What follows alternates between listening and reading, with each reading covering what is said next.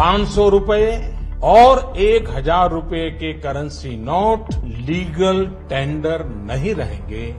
2016 की रात 8 बजे पीएम मोदी ने जो किया उसका जख्म आज तक कांग्रेसी, आतंकी, पाक प्रेमी और माफियाओं को चुभती है। धुरंधर फिल्म ने उसी घाव को फिर से ताजा किया है और दिखाया है कि चाय वाले के आने से पहले सिर्फ भारतीयों के साथ नहीं बल्कि उनकी अस्मिता, उनका फ्यूचर, यहाँ तक कि उनके रुपयों के साथ क्या खिलवाड़ किया जा रहा था। धुरंधर फिल्म के पार्ट 1 में अजित डोभाल का रोल निभा रहे आर माधवन पूछते हैं, पाकिस्तान को हमारे 500,000 नोट के प्रिंटिंग प्लेट्स मिले कैसे?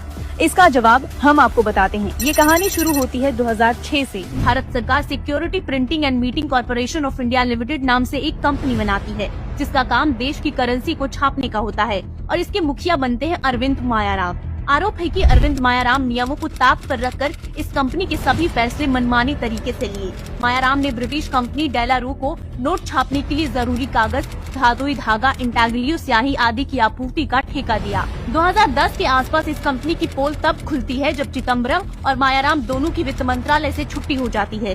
कंपनी को घटिया क्वालिटी, नियमों के उल्लंघन और झूठे सर्टिफिकेट देने के कारण ब्लैकलिस्ट कर दिया जाता है। लेकिन 2012 में ही चिदम्बरम और मायाराम की फाइनेंस मिनिस्ट्री में वापसी होती है और तभी ब्लैकलिस्ट हुई कंपनी डेलारू को 3 साल का एक्सटेंशन दे देते हैं। अरविंद मायाराम के वित्त सचिव रहते हुए इस कंपनी को करेंसी में उपयोग किए जाने वाले कलरफुल धागा खरीदने का ऑर्डर दिया था। ये ऑर्डर लगभग 1688 करोड़ का था। ये खरीद 2012 में हुई थी जबकि कंपनी को तो 2011 में ही ब्लैकलिस्ट कर दिया गया था। आरोप है कि मायाराम ने सब कुछ जानते हुए भी ब्रिटिश कंपनी को अवैध रूप से 3 साल का एक्सटेंशन दिया। साथ ही ऑर्डर में टेंडर प्रोसेस भी नहीं अपनाई गई। 2014 में मोदी सरकार के आने के बाद डेलारू कंपनी का ये केस पीएमओ तक पहुंचता है। डेलारू कंपनी से आपूर्ति रोक दी जाती है और नए सिरे से टेंडर जारी किए जाते हैं, जिसके बाद साल 2005 के मुकाबले लगभग आधी कीमत करेंसी मटेरियल की आपूर्ति होने लगती है।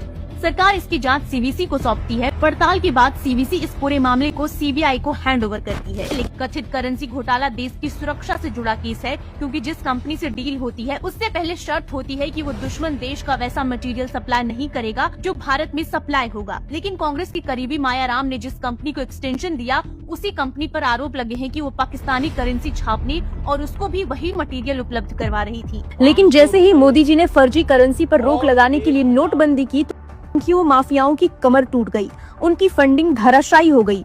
हैरानी की बात तो ये है कि जब नोटबंदी से क्यों और माफियाओं को नुकसान हुआ तो इसमें कांग्रेस को क्यों दर्द हुआ, और अब जब इस पर फिल्म बनी है तो भी कांग्रेस और उनके इकोसिस्टम को दर्द हो रहा है। अब आप ही बताइए, इसे करप्शन कहें या राष्ट्रद्रोह?